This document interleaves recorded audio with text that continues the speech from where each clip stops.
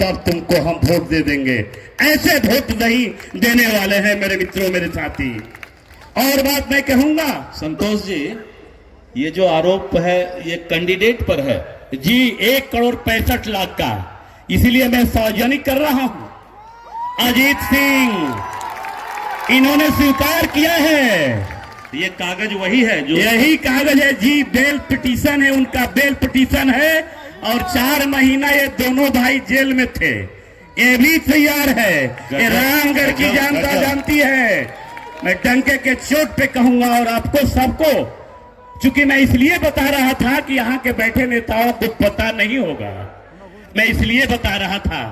मैं कल घूम रहा था एक गांव में, मैं कहा एक मेरा बैठ समाज का बेटा है, वहां जाके मैंने कहा कि ये भाई उसके छत पे ये चुकी जानकारी होनी चाहिए।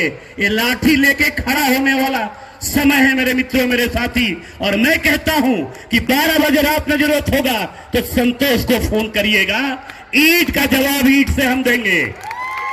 और गांव का भी नाम बता देते हैं। गोगाड़ी मैंने गया था, सहुका के बगल में गोगाड़ी है। मित्र और मीडिया के मेरे बंधु साथी है, मैं इसीलिए बोलने के लिए खड़ा हुआ हूं। टाइम कम है, समय कम है, लेकिन आपसे मैं क्षमा भी चाहता हूं। एक बैस परिवार का लड़का गया, बोले कि उसके घर पे लालटेन का झंडा था।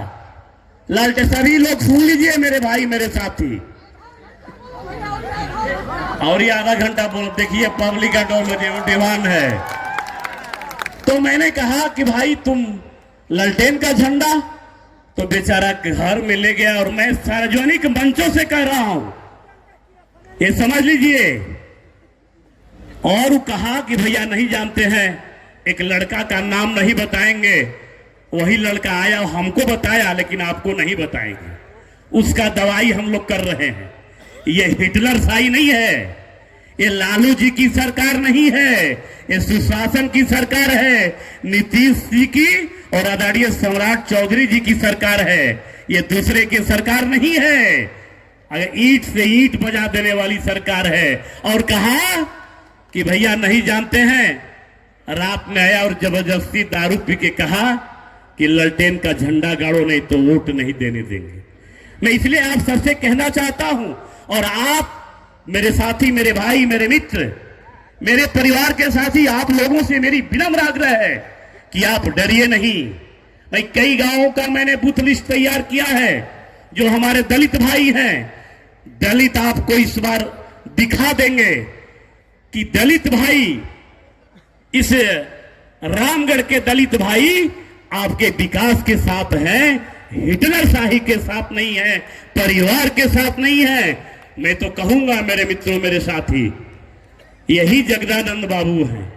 नाम लेके मैं कहूंगा, जगदानंद बाबू कहते थे टीका वाला देश को बेच दिया। अगर टीका वाला कोई घूमता है, कोई कहता है कि वोट हमें दे, तो भाई उनसे भी मेरी विनम्र आग्रह है, समझ लाइए टीका वाला कि 10% आरक्षण ठीक नहीं था। पहला ऐसा कोई देश का प्रधानमंत्री, गरीब का बेटा, चाय बेचने वाला का बेटा जब इस देश का प्रधानमंत्री बना, तो उसे लगा कि नहीं, गरीब की सेवा के लिए हम आए हैं, हम सेवा भाव के लिए आए हैं। कहा कि सबको आरक्षण चाहिए। मेरे दलित भाई को भी दिया, ओबीसी का संवैधानिक दर्जा दिया, किसी ने नहीं दिया।